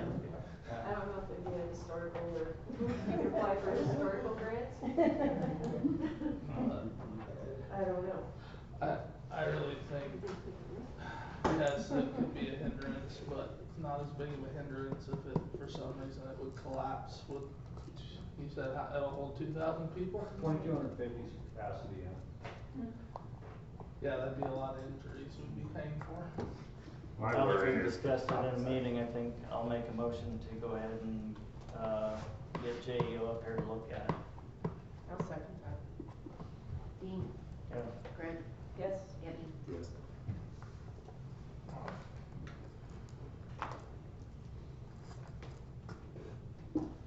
Alright, number 16, discuss, approve, disapprove recommendation for a new city council member. If approved, the individual filling the vacant seat shall be sworn in. And had a few people apply, and after looking over everything and talking about that, my recommendation is Tony Storbeck. So, Stand up. go ahead. I'm kidding. Now I need the. I'll go ahead and make a motion to approve Tony Storbeck as a new council member. Grant, Yes. Dean, Yes. Gay. I abstain, and I just wanted on record the only reason why. I don't know, you haven't been able to talk to you. This whole process, we don't get these names, and I thought it was an issue even before I got brought on. I brought it up to Chris that we don't get this packet till the night before we have these meetings. We don't get the vast majority of the paperwork we're supposed to vote on till the night before the meetings. The letters that were included in this packet, one of them is not even included. It wasn't available at the time the packet was made. So even though I have most of the names this time, I don't have all the letters of their intent. So what they wrote is their qualifications. I don't even know that. So again, don't know you, this is not a negative reflection on you by me abstaining. I just want it known that we need to look at this policy for the future. Is this a state ordinance that it has to be run in the fact that? State statute indicates the timeline. So the 2 weeks, Yeah. is it next meeting? Special meeting over next regular meeting. Okay, and then one name, the first meeting. And that's the name the mayor selects. The mayor puts name forward that first meeting. If it's not approved, then it goes to the next meeting. Okay. And you just keep throwing out names at that meeting. Okay. And again, please, no reflection on you whatsoever, and that's the only reason I abstain, because I don't have the information about it, and I don't honestly believe in voting if I don't know what I'm talking about, so I have no clue who half the people are and don't have all the appropriate information. Yes, Roy? I thought you got your packets on Thursdays. Fridays, there's emails Friday out. now? And we print them to bring to the meeting, but we get the packet out Fridays. On email? The Friday before the council meeting, Oh, on email then? yes. Oh, okay. Was all the information the same from Friday to Monday? No. It wasn't, but not we didn't get everyone's, letters of intent till yesterday. So that was So- why it was included in the email. Yes, ma'am. Is there, okay, I'm just gonna, in where I would, in a place where I am a leader, then I would send out an email so that would alert that the packet doesn't match the, what I read before. Do you see, if there's new information coming, then I would I try to note that in the body of the email when I send out a revised version. Okay, right, okay, thanks. So the so packet you that- do get some sort of information. Yes, the Yeah. packet we get on Friday is the preliminary packet, and that's the packet that we assume should not change for the most part. But we might notice something that needs to be corrected or clarified, or she might still be looking for the information that supports it to include in the rest of the back of the packet. All of that is still appropriate to come in the final packet that we get Monday, which is the 24 hours before the meeting. And from that, then there should be 0 changes between the packet we receive Monday evening and then before the meeting. So the packet we receive on Friday through email is the preliminary packet. We have an opportunity to look through it and say, I don't think we need to take care of this meeting. I'd like to wait and hold that off on the next meeting. The mayor has all those options. He'd like to make adjustments. You can, that's worded odd. We need to word it a different way because I want this to be the concern. All of that's taken into consideration off of Friday's packet. And then those adjustments are made. Monday's packet is the final packet. It's the 24 hours before the meeting, and then we use, that's the packet we use on Tuesday night's meeting, that's printed for us when we get here. And I don't know if this is the moment, because it's on topic of what we're discussing, but is there a possibility as a council, we could have our agenda deadline be the week prior, so we could get the packet a little bit earlier, where we have time to discuss things with people. Even if we get the packet Friday, it's the weekend, may not have a chance to go and talk to them, at least one day possibly. If it's updated on Monday, then we have no days left except for the Tuesday. And just to give an example, yesterday Shane worked 5 in the morning till 7 at night. I worked 6 in the morning till 9 at night. Like, it's leaving very little time. But We've had this discussion for at least a year and a half that I know of. So is it a possibility that? And the problem is, it seems like every weekend prior to a council meeting, many things come up that need to get put on the agenda. It seems like it happens every 2 weeks. There's emergencies that come up, We've got a lot, yeah, we've had a lot, I will say, I've been here for 2 years now, and we have a lot going on, we've had a lot going on. So, as much as like, I would like to have all the time in the world too, and just, even just longer time than we've had, but realistically, we haven't had that opportunity.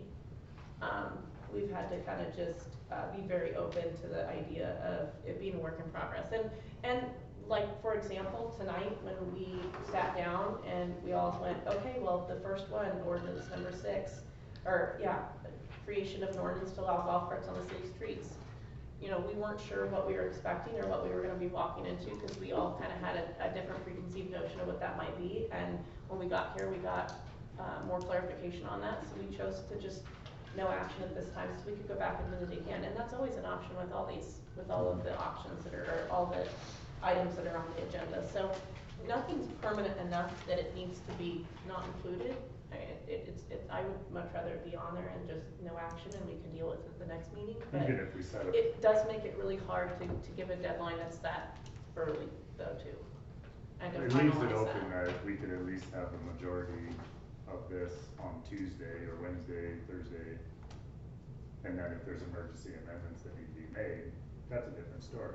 But if we put the deadline days earlier, the majority of this, I can go and talk to somebody about the motocross, or go talk to the sale barn. I mean, that wasn't an emergency, but not getting. So going forward, we'll look into what we can to kind of set it up. I think it'd make all of our lives a little bit easier. It would give us more opportunity to do our job and do our due diligence and review or investigate or ask questions, get feedback from the townspeople. Like, that's all. I understand the emergency amendments. That definitely, we've got a lot of. I understand. All right. So you were voted 2-1, or 2 to an abstain. So let's swear him in. Nice. Yeah. What's your name?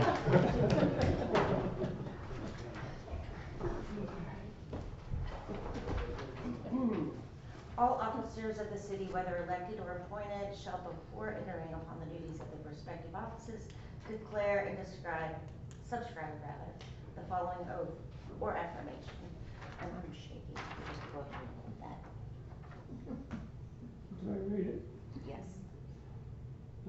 I, Tony Anthony Storbeck, do solemnly swear that I support the Constitution of the United States and the Constitution of the State of Nebraska, against all enemies, foreign and domestic, that I will bear true faith and allegiance to the same, that I will take this obligation freely and without mental reservation or for the purpose of evasion, and that I will faithfully and impartially perform the duties of the office of council member according to the law and to the best of my ability. I do further swear that I do not advocate nor am I a member of any political party or organization that advocates for the overthrow of the government of the United States or of this state by force or violence, and that during such times as I am in this position, I will not advocate nor become a member of any political party or organization that advocates the overthrow of the government or the United States or of this state by force or violence. So help me God. Read that part. This oath or affirmation so subscribed shall be filed in the office of the city clerk. Congratulations.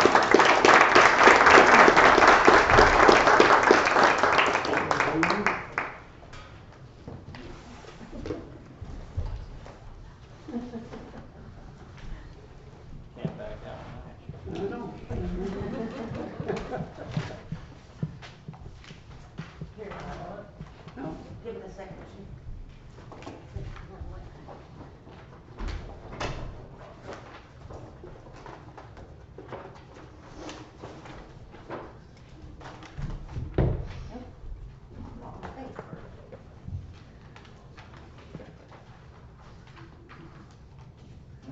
We good?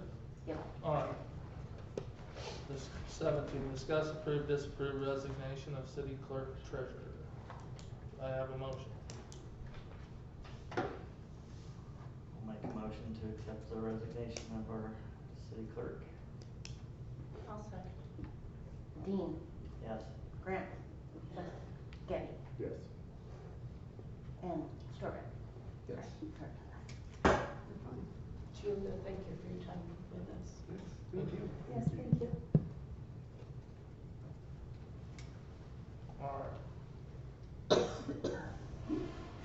18, discuss, approve, disapprove, putting the credit card in Dan Bryan's name. So since administration is taking, new mayor's taken office, no action's been taken to secure credit card, and purchasing and keeping the city operating has become quite a struggle. Currently $1,000 out of my own pocket, and it needs to stop. If the clerk or the mayor is not willing to get a credit card, I will, please. I have the application ready to go. We just need whose name.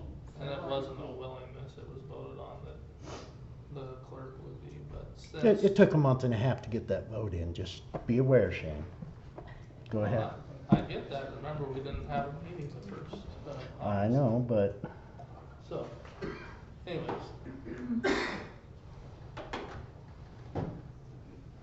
Do I?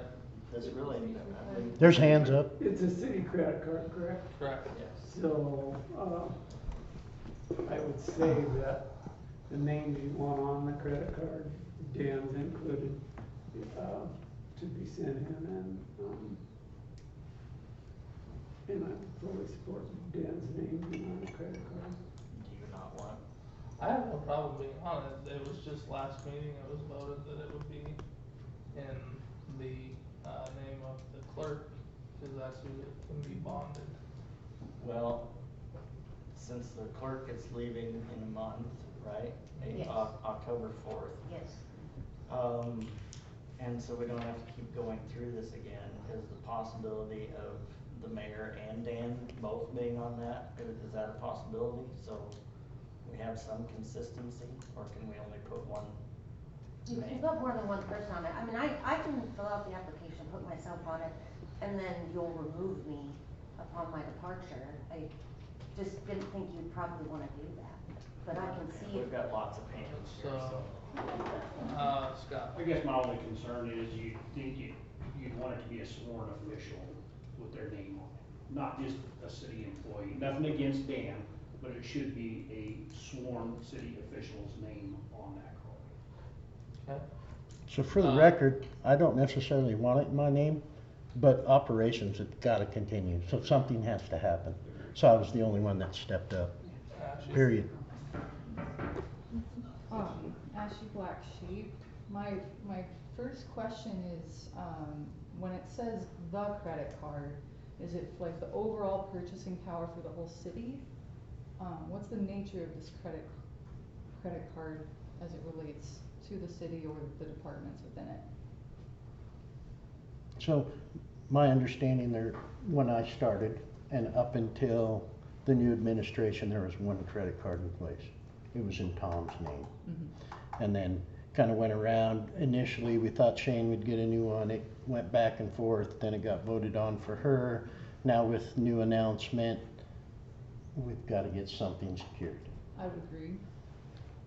My next question is wouldn't it be more appropriate not to put more work on Jody, because Jody and Jeannie do excellent work in the city hall and they do a lot of it. But wouldn't it be more appropriate for it to be like the deputy clerk as the secondary, especially if it was, to be a secondary, and then when a new clerk is hired, then that person would take over as primary and the deputy could stay on as secondary for contingency purposes, like when one leaves or retires or is not in the position anymore. Sure, so I'll go ahead and bite. I'm the one that made the suggestion that we didn't put Shane on it because we just got done taking the mayor off. Not that I don't think Shane's gonna be here, but I also believe that it made sense for the clerk to be on it because she was the one that was bonded. And so because she's the one that carried or that position, I shouldn't say she, that position carries the bond, it made sense for that position to have the credit card in their name. I would agree. But just in light of new terms, we probably need to do something different.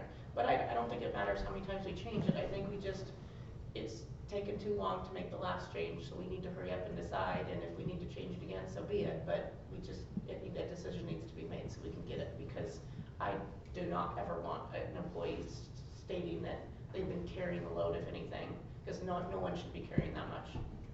Right.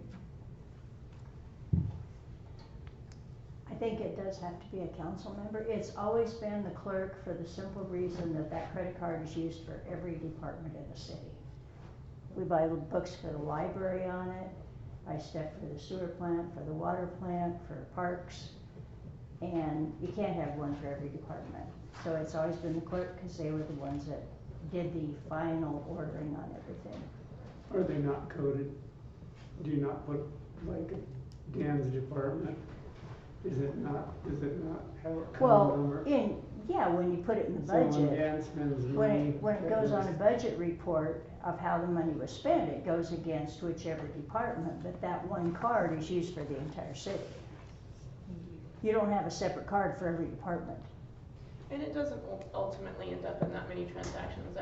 On a monthly basis, you're looking at an average of 10 to 15 transactions that have to happen on that card, just because it's the only option. It might be something we have to do on Amazon or whatnot, where we don't have a 30-day bill set up or whatnot. A lot of places are willing to bill us, send us a bill or charge it or whatever.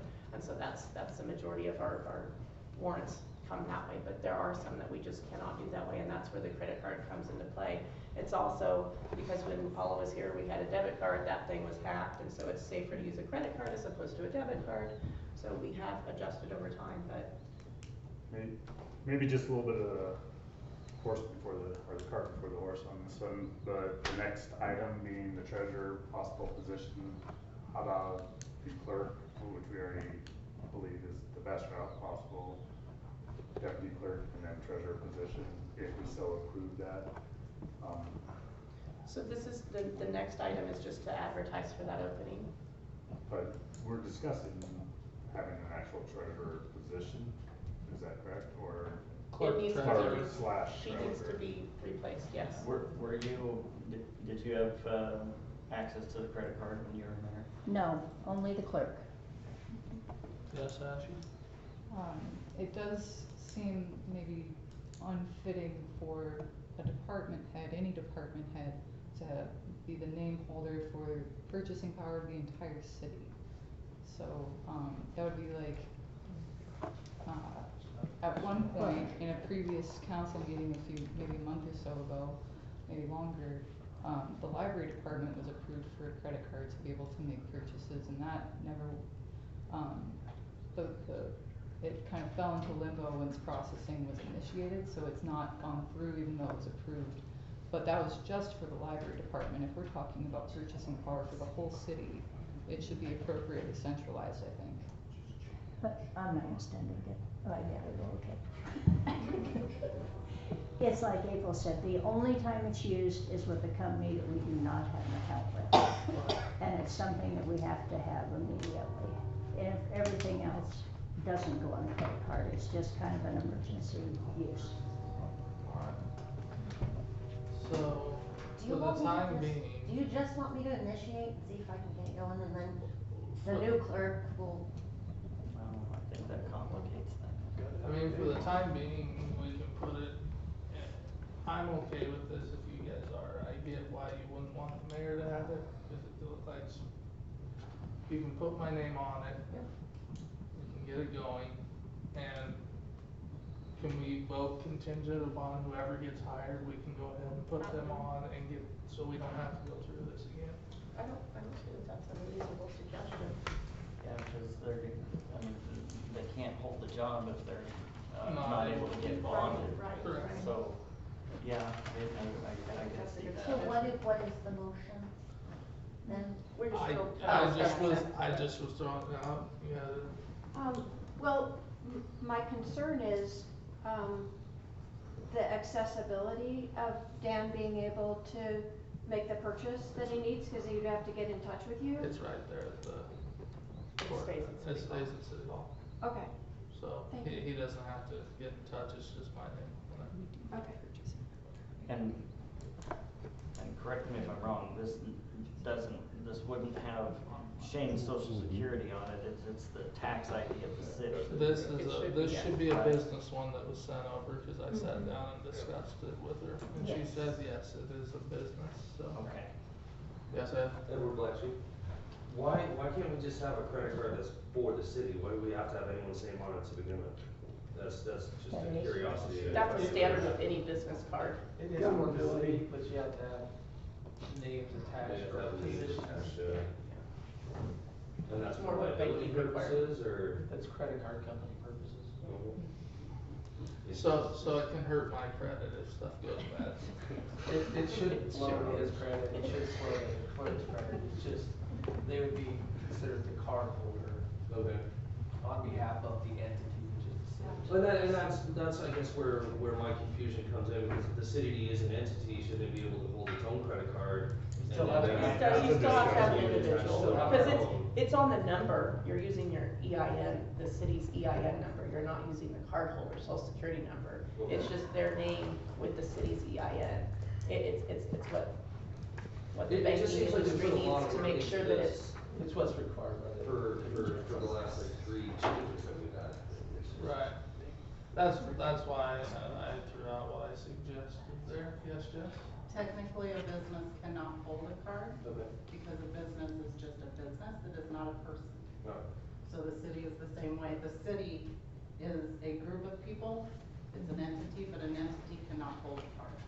The entity can The control person the has to card. be on the card. It's the same way with the debit card at the bank.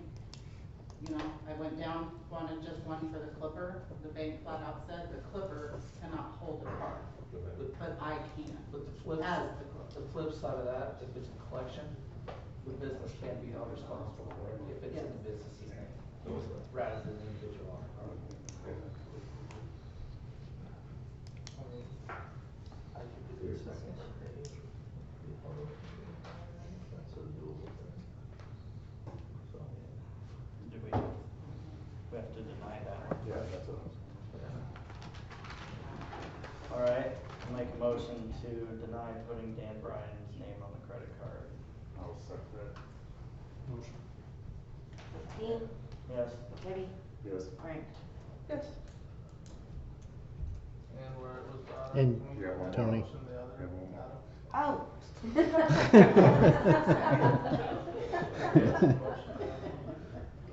So they-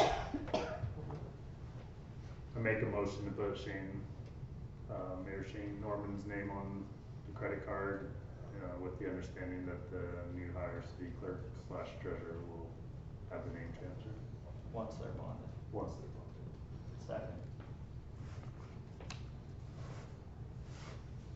Debbie, Yes. Dean, Yes. Strawbeck, Yes. Grant. Yes. Alright.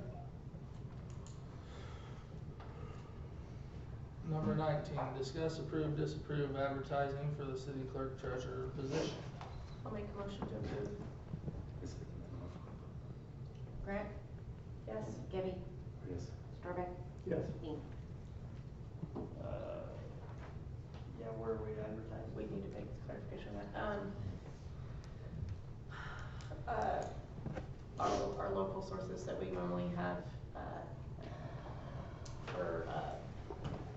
employment advertising, and then I do think that one would be worth putting on Indeed.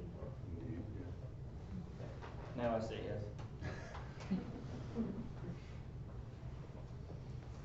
Alright.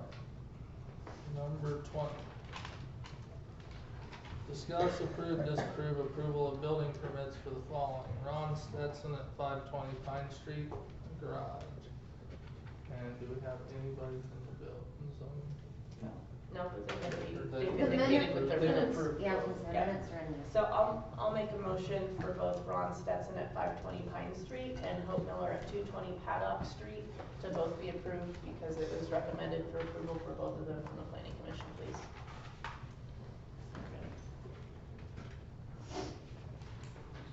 Who, I didn't hear a second. I have a question on that. Have these plans been approved and everything? Yes. Because, where I used to live, there was a guy that applied for a building like that. It had like 14-foot high sidewalls on it that blocked the views for a lot of people in the neighborhood.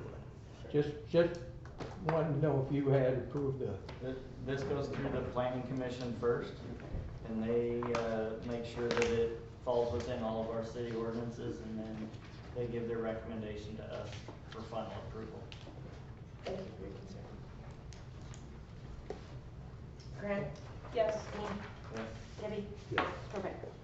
I'll abstain from the vote because I don't really have any information up to just receiving the packet.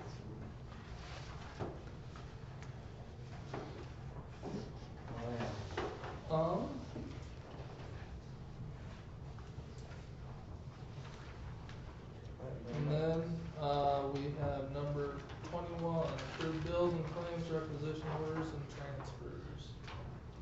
So this one is, for Shadrack Communications for $240 for golf is in dispute, because this was this says here, area job ad, So- and this was denied by the council. Correct. So my understanding what had happened was it never got pulled, the ads never got pulled that were on there from the beginning. And, is that correct? Yes. So we've been running ads with Shadrack since April. That's what that's what I. Because it hasn't come across billing that way for warrants. Well, at least since July. Well, that last bill on that one was 820, I believe, 820. That's when we put And that was right Shadrack, before right, Tony? we denied further approval on that. That's what I said that was, is it not? Yeah. Yeah, the seasonal cemetery and park. right? No, this This says is golf golf. course This and says season, golf. it's specific just to golf course. And this alone. is, yeah, it's Well, specifically. Because golf was. Does this say golf though? Well, that's what I Well, this- understood, golf was pulled a long time ago. Yeah, it's But listed, then it's they asked listed to have under golf. additional advertising because they wanted more Seasonal. employees because they had college kids leaving and we said no at the last meeting that we weren't gonna advertise it because it was too close to the end of the season, it wouldn't be worth doing. And then we had the bill come up this meeting that it went out again. And so it didn't have approval. Well, it but went out from, We didn't We put didn't it out advertise that. after. I the- never Are called. we, So are we it's- I still think it's- advertising on the radio for, labor? Not on the radio that I'm aware about, but other avenues, yes. Like Shadrad would be not the radio, it would be the website, the informational website. Do you think that maybe they got it wrong, that it Oh, yeah. was Maybe. If we maybe just pulled it out a for discussion, misprint is our on their concern. part? That's why we're discussing, is just to find out where the issue was at, so. So I'll make a motion to approve all the other, bills, claims, requisition orders and transfers. And like verification on this particular, one for possible approval next meeting. I'll second. Dean? Yes. Grant? Yes. Debbie? yes. Perfect. Abstain. Okay.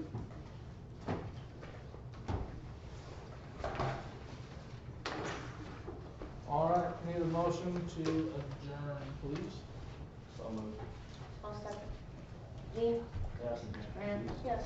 Gabby? Yes. And Triple?